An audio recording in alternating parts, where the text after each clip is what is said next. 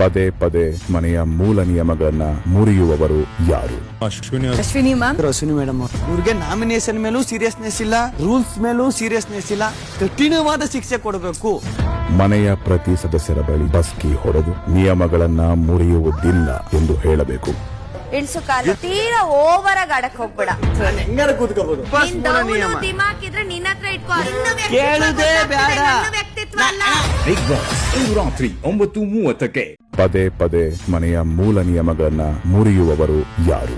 Ashwini ma'am. Ashwini madam ಇವ್ರಿಗೆ nomination ಮೇಲೂ seriousness ಇಲ್ಲ, ರೂಲ್ಸ್ ಮೇಲೂ ಸೀರಿಯಸ್ನೆಸ್ ಇಲ್ಲ, ಕಠಿಣವಾದ ಶಿಕ್ಷೆ ಕೊಡಬೇಕು. ಮನೆಯ ಪ್ರತಿ ಸದಸ್ಯರ ಬಳಿ ಬಸ್ಕಿ ಹೊಡೆದು ನಿಯಮಗಳನ್ನ ಮುರಿಯುವುದಿಲ್ಲ ಎಂದು ಹೇಳಬೇಕು. ಇಳ್ಸು ಕಾಲು ತೀರಾ ಓವರ್ ಆಗಿ ಆಡಕ್ ಹೋಗ್ಬೇಡ. ಹೆಂಗಾರ ಕೂತ್ಕೋಬಹುದು. ದಿಮಾಕಿದ್ರೆ ನಿನ್ನ ಹತ್ರ ಇಟ್ಕೋ. ಕೇಳುದೇ ಬೇಡ. ವ್ಯಕ್ತಿತ್ವ ಅಲ್ಲ. ಬಿಗ್ ಬಾಸ್ ಇಂದು ರಾತ್ರಿ 9:30ಕ್ಕೆ. ಪದೇ ಪದೇ ಮನೆಯ ಮೂಲ ನಿಯಮಗಳನ್ನ ಮುರಿಯುವವರು ಯಾರು? ಅಶ್ವಿನಿ ಮ್ಯಾಮ್. ಅಶ್ವಿನಿ ಮೇಡಮ್ ಇವ್ರಿಗೆ ನಾಮಿನೇಷನ್ ಮೇಲೂ ಸೀರಿಯಸ್ನೆಸ್ ಇಲ್ಲ, ರೂಲ್ಸ್ ಮೇಲೂ ಸೀರಿಯಸ್ನೆಸ್ ಇಲ್ಲ, ಕಠಿಣವಾದ ಶಿಕ್ಷೆ ಕೊಡಬೇಕು.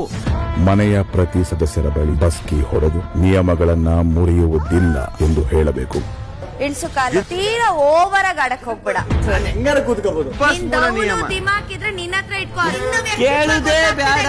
ವ್ಯಕ್ತಿತ್ವ ಅಲ್ಲ. ಬಿಗ್ ಬಾಸ್ ಇಂದು ರಾತ್ರಿ 9:30ಕ್ಕೆ. ಪದೇ ಪದೇ ಮನೆಯ ಮೂಲ ನಿಯಮಗಳನ್ನ ಮುರಿಯುವವರು ಯಾರು? ಅಶ್ವಿನಿ ಮ್ಯಾಮ್. ಅಶ್ವಿನಿ ಮೇಡಮ್ ಇವ್ರಿಗೆ ನಾಮಿನೇಷನ್ ಮೇಲೂ ಸೀರಿಯಸ್ನೆಸ್ ಇಲ್ಲ, ರೂಲ್ಸ್ ಮೇಲೂ ಸೀರಿಯಸ್ನೆಸ್ ಇಲ್ಲ, ಕಠಿಣವಾದ ಶಿಕ್ಷೆ ಕೊಡಬೇಕು. ಮನೆಯ ಪ್ರತಿ ಸದಸ್ಯರ ಬಳಿ ಬಸ್ಕಿ ಹೊಡೆದು ನಿಯಮಗಳನ್ನ ಮುರಿಯುವುದಿಲ್ಲ ಎಂದು ಹೇಳಬೇಕು.